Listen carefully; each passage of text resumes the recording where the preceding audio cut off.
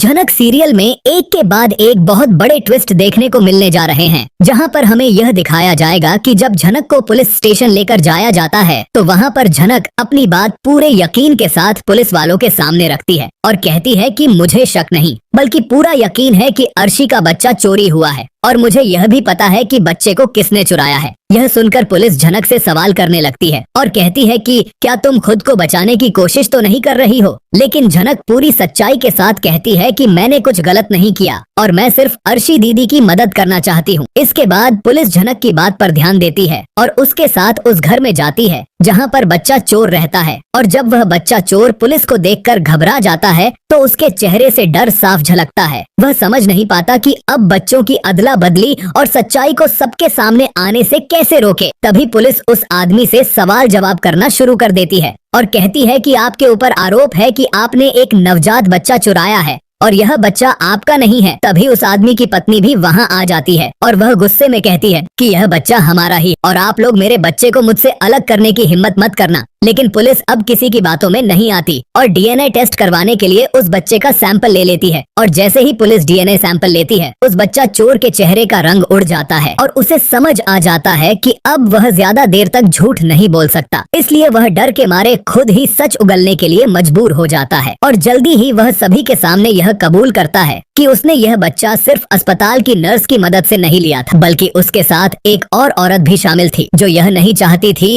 कि वह बच्चा अर्शी के पास रहे। यह सुनकर झनक और अनिरुद्ध दोनों हैरान रह जाते हैं और जब वह आदमी उस औरत का नाम बताता है तो यह सुनकर सबके पैरों तले जमीन खिसक जाती है, क्योंकि वह औरत कोई और नहीं बल्कि सृष्टि होती है, यानी कि अर्शी की अपनी माँ। सृष्टि ने ही यह घिनौनी साजिश रची थी क्योंकि वह नहीं चाहती थी कि बच्चा होने के बाद अर्शी अपने करियर में पीछे रह जाए। सृष्टि चाहती थी कि अर्शी बच्चे की जिम्मेदारी में उलझकर अपने करियर को छोड़ दे और कभी दोबारा अपने काम पर न लौट सके। इसलिए सृष्टि ने बहुत ही चालाकी से बच्चे को चोरी करवा दिया और उसे किसी और के हवाले कर दिया ताकि अर्शी को लगे कि उसका बच्चा मर गया है। लेकिन सच्चाई अब सामने आ चुकी है और यह सुनकर अनिरुद्ध के साथ साथ झनक भी दंग रह जाती है कि कोई माँ अपनी ही बेटी के साथ इतना बड़ा धोखा कैसे कर सकती है। अब सवाल यह उठता है कि क्या अनिरुद्ध सृष्टि को माफ कर पाएगा और जब अर्शी को अपनी माँ की इस सच्चाई का पता चलेगा तो क्या वह खुद को संभाल पाएगी और क्या अर्शी को अब अपनी गलती का एहसास होगा